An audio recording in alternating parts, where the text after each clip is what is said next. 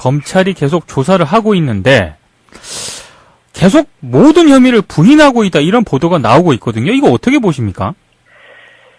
앞으로도 그렇지 않을까 싶습니다. 아하. 저는 박근혜 전 대통령이 뭐 굉장히 오랜 시간 동안 청와대에서 살았었고, 예. 뭐 아주 어렸을 때부터의 기억을 여전히 떨치지 못하고 있다는 생각이 많이 드는데, 예. 뭐 아까도 말씀해 주셨던 한국일보에서 안종범 전 수첩을 입수했다고 해서 많은 사람들이 좀 충격 속에서 수첩 내용들을 봤는데, 예. 그 내용들을 보면 뭐 아까 뭐 회장님으로 사실상 뭐 그렇죠. 분리됐던 거 아니냐 이런 표현들도 나와 있고, 미디어 오늘에서는 민원 처리 반장이었다 이런 얘기들도 나와 있는데, 예. 사실 그게 본인이 정말 양심의 가책을 느꼈을까 이런 일을 하면서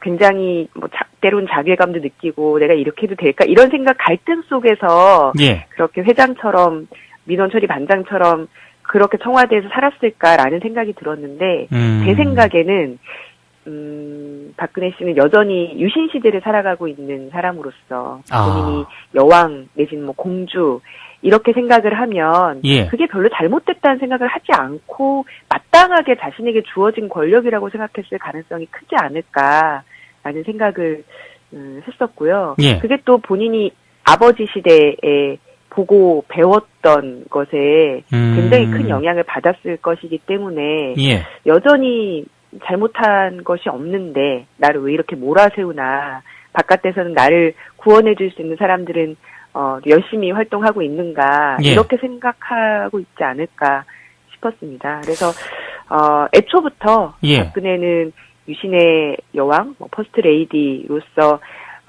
그 자리에 오르지 말았어야 할 사람이고, 그에게 어떤 자기 반성과 뉘우침을 통해서 국민 앞에 사과하는 것, 이것은 우리가 지난 몇 년 동안도 한 번도 기대했던 것처럼 확인하지 못했었던 것이었는데, 예.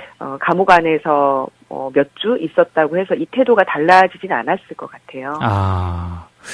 그러니까 이렇게 해석을 하면 될까요? 내가 대통령이 됐으니까 대통령 자리에서 뭐 이렇게 할 수 있는 거 아니냐? 그렇죠. 네. 박정희 시대는 그랬지 않습니까? 박정희 시대 때는 그랬죠. 네. 네, 사람을 죽이거나, 기업을 빼앗거나, 이런 것들이 너무나 당연시되었던 시대를 살았는데, 예. 실제로 박근혜가 청와대 들어간 이후로 행해졌던 많은 일들, 특히 김기춘이라고 하는 사람을 위시로 해서 수행했던 일들, 예. 우리가 업무 수첩 같은 것을 통해서 확인한 일들이 지금 그것의 재판이었다는 것을 속속들이 보고 있는 거거든요. 우리 상상 밖의 일들도 굉장히 많을 것 같습니다. 민주공화국이라든가 민주주의에 관련된 책을 좀 구치소로 보내야 되지 않을까. 예. 그럴까요? 알겠습니다. 근데 네. 방금 그 한국일보 그 보도 얘기도 하셨지만, 네. 사실 그 수첩을 보면은요, 박근혜 씨도 문제지만 조선일보 송희영 전 주필을 비롯해서 친박 의원들까지 아주 많은 이른바 그 고위급 인사들이 민원을 넣었다는 그런 내용도 있거든요. 빼곡하게 적혀 있었다고 하는데, 이 사람들도 진짜 문제 아닙니까? 그러니까요. 이 최순실 게이트가 처음 터졌을 때 마치 조선일보, 특히 TV조선은 자신들은 처음부터 박근혜와 대척점에 있었다는 듯이 그렇게 폭로전에 앞장섰었지만, 예. 실제로 이들은 박근혜 정권을 만들었던 세력이고, 네네. 그 안에서 가장 많은 이득을 받았던 세력들이지 않습니까? 그렇죠. 그리고 제가 보기엔 지금 바른정당을 중심으로 형성돼 있는 친박 의원들, 비박 의원들까지 포함해서 예. 새누리당 전체 세력들이 사실 여기에 여러 가지로 개입되어 있었을 거라고 생각을 합니다. 그래서 검찰에서 어느 정도까지 수사를 할 수 있을지 모르겠지만, 부역자라고까지도 표현이 되고 있는데, 예. 박근혜 정권에서 아주 작은 이익을 봤던 세력들까지도 전부 다 찾아내서 처벌을 하는 과정들이 앞으로 어쩌면 지리한 시간일지 모르겠지만 끝까지 있어야 된다고 생각이 들고요. 예. 특히 혹시 그 안에서 본인의 색깔을 바꾸고 기회주의적으로 줄을 갈아타면서 자신은 언제 그랬냐라는 식으로 그 발뺌하는 세력들은 더더욱 나쁠 거라고 생각하거든요. 왜냐하면 차기 정권에 또 빌붙어서 유사한 그런 범죄 행위들을 하면서도 국민들을 눈속임을 하는 그런 세력들이 있을 거라고 생각하기 때문에 예. 눈을 크게 뜨고 이 검찰 수사뿐만 아니라 예. 국민들이 곳곳에서 이런 범죄와 비리들을 잡아내는 일을 해야 될 것 같습니다. 그렇죠. 항상 기회주의자들이 정권을 망치는 거 아니겠습니까? 예, 그래서 저는 사실 그 자유한국당은 크게 걱정이 되지는 않습니다. 워낙 다 드러났기 때문인데 예. 오히려 그 자유한국당 밖에 있는 전 청와대 주변에 있었던 세력들 네네. 그것이 뭐 언론에도 있고 검찰에도 있고 뭐 곳곳에 있을 텐데 예. 그 세력들을 더 눈여겨봐야 되지 않을까 싶더라고요. 알겠습니다. 우병우 전 청와대 민정수석이 오늘 이제 검찰 조사를 또 받는데요. 두 번 조사에서는 살살 잘 빠져나가지 않았습니까? 근데 이번에는 좀 어떨까요? 어떻게 보십니까?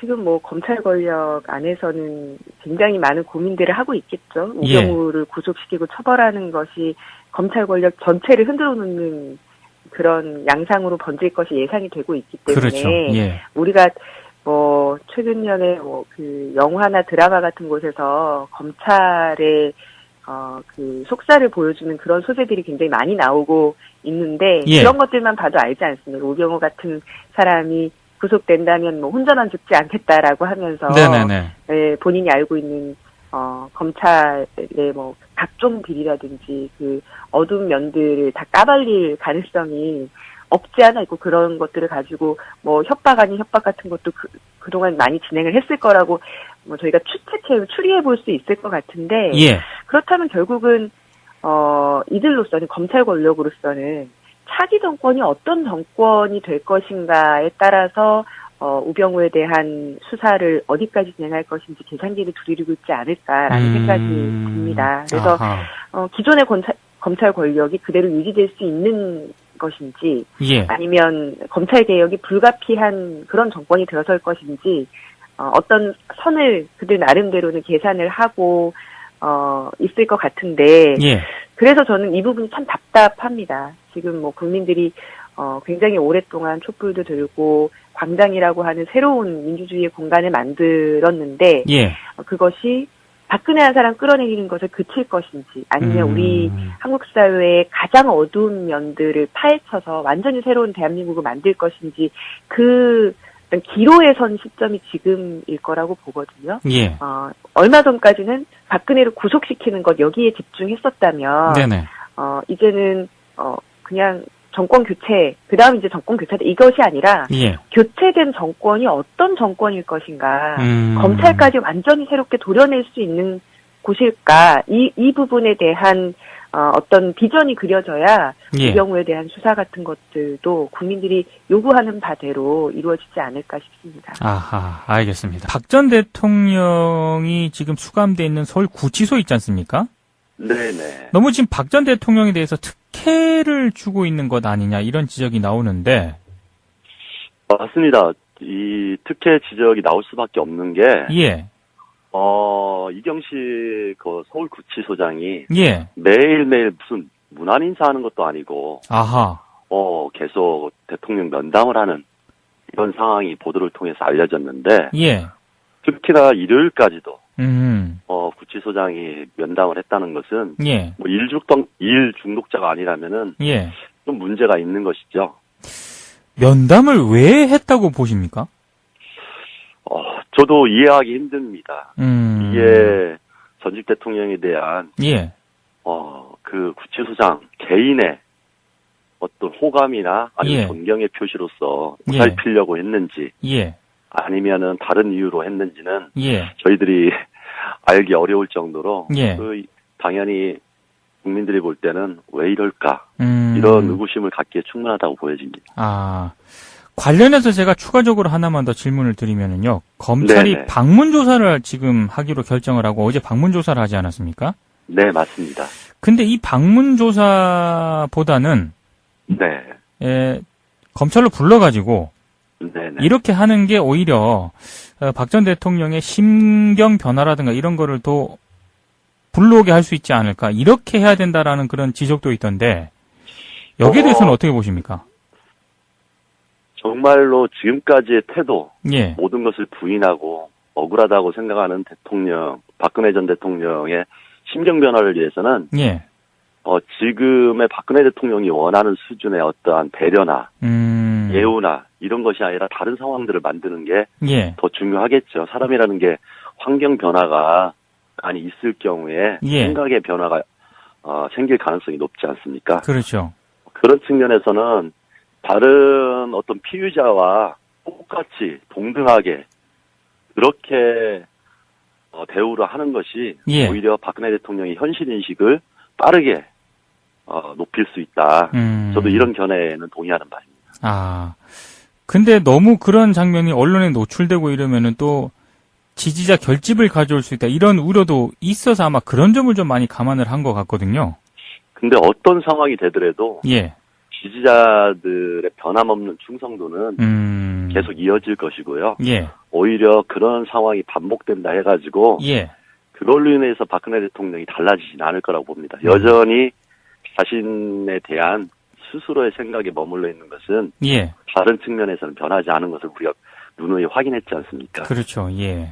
그래서 오히려 내면의 변화를 만들어낼 수 있는 다른 방식의 고려들이 이어지는 게 조금이라도 반성하고 국민들한테 사과하고 진실을 밝히는 데 도움이 되지 않을까, 이렇게 판단하고 있습니다. 아하, 알겠습니다. 받았던 세력들이지 않습니까? 그렇죠. 그리고 제가 보기엔 지금 바른정당을 중심으로 형성돼 있는 친박 의원들, 비박 의원들까지 포함해서 새누리당 전체 세력들이 사실 여기에 여러 가지로 개입되어 있었을 거라고 생각을 합니다. 그래서 검찰에서 어느 정도까지 수사를 할 수 있을지 모르겠지만 부역자라고까지도 표현이 되고 있는데 박근혜 정권에서 아주 작은 이익을 봤던 세력들까지도 전부 다 찾아내서 처벌을 하는 과정들이 앞으로 어쩌면 지리한 시간일지 모르겠지만 끝까지 있어야 된다고 생각이 들고요. 특히 그 안에서 본인의 색깔을 바꾸고 기회주의적으로 줄을 갈아타면서 자신은 언제 그랬냐라는 식으로 발뺌하는 세력들은 더더욱 나쁠 거라고 생각하거든요. 왜냐하면 차기 정권에는요, 우리 상상 밖의 일들도 굉장히 많을 것 같습니다. 민주공화국이라든가 민주주의에 관련된 책을 좀 구치소로 보내야 되지 않을까. 그럴까요? 알겠습니다. 근데 방금 한국일보 보도 얘기도 하셨지만 사실 수첩을 보면은요, 박근혜 씨도 문제지만 조선일보 송희영 전 주필을 비롯해서 친박 의원들까지 아주 많은 이른바 고위급 인사들이 민원을 넣었다는 그런 내용도 있거든요. 빼곡하게 적혀 있었다고 하는데 이 사람들도 진짜 문제 아닙니까? 그러니까요.